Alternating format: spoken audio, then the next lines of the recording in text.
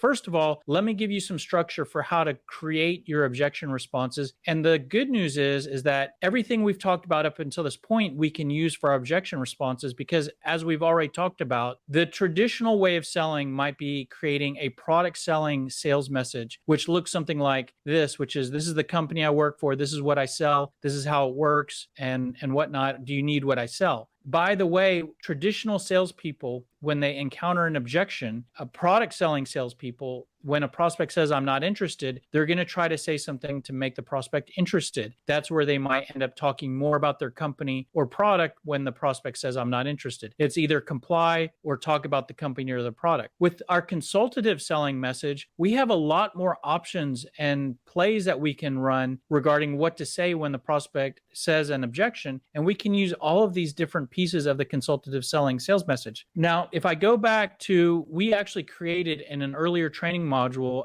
an example sales message, and I'm going to use that sales message to show you what these objection responses look like. But in creating that sales message, we used a service of web design services, and we identified basically the benefits that we deliver, the pain points we make it go away, the questions we should be asking, and we built a customer example. If this slide is new to you, I would encourage you to go back to the training module on building your sales message, which goes through all of these steps and shows you how to build your own sales message. Once you go through all these steps and organize your thoughts, that then allows you to create your building blocks. And what we've already discussed to this point is how to use your building blocks to create cold call scripts and email messages. But we can also use those building blocks to create objection responses. Actually, what I'll do is I will go through common objections that you will encounter and show you how you can use each of these building blocks to create a response to those. A really nice thing about using your building blocks is that we've already given you a cold call script that you can use that is organized using your building blocks. The really nice thing about using those same building blocks for objection responses, if I give you a bunch of objection responses, because those objection responses use your building blocks, there's not additional stuff for you to remember or to learn. All you need to learn is where to bounce to, where to deflect to when you face an objection. And all you're doing when the prospect gives you an objection is you're bouncing to a different part of your cold call script because you're bouncing to a certain building block. Now, before I show you these exact objection responses, I want to show you a couple things that you can add into the different objection responses that you use. And so these are a few statements that you can mix throughout, and these do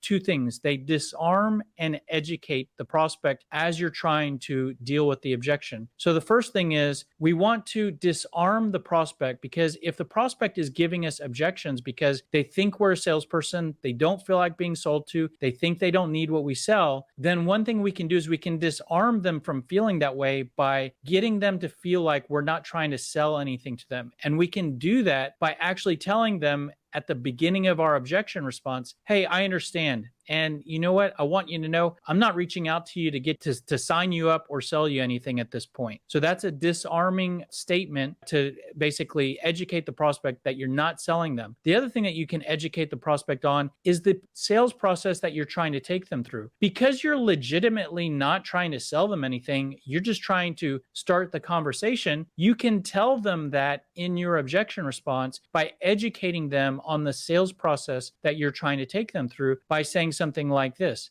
More so, we're just looking to open the dialogue between our two companies and have an initial conversation. That's actually what you're doing. That's the sales process that we're trying to go through. ICE, interaction, which is where you're at maybe, if that's where the objection comes up. Next step is conversation. Right here, you're telling them all we're trying to do is have an initial conversation. So not only is this completely accurate, but it can help to educate and disarm. The last thing you can do is in your objection response, you could actually do a takeaway, which is to say, I don't even know if you're a good fit with what we provide or not. That's an example of a takeaway. So let's say the prospect says, we're not looking to make any changes right now. Hey, I understand. And I want you to know I'm not reaching out to get you to make any changes right now. More so, I'm just looking to open the dialogue between our two companies and have an initial conversation. Listen, I don't even know if you're a good fit with what I sell or not. And then after that, you can go on with some of the objection responses that I'll show you here in a minute.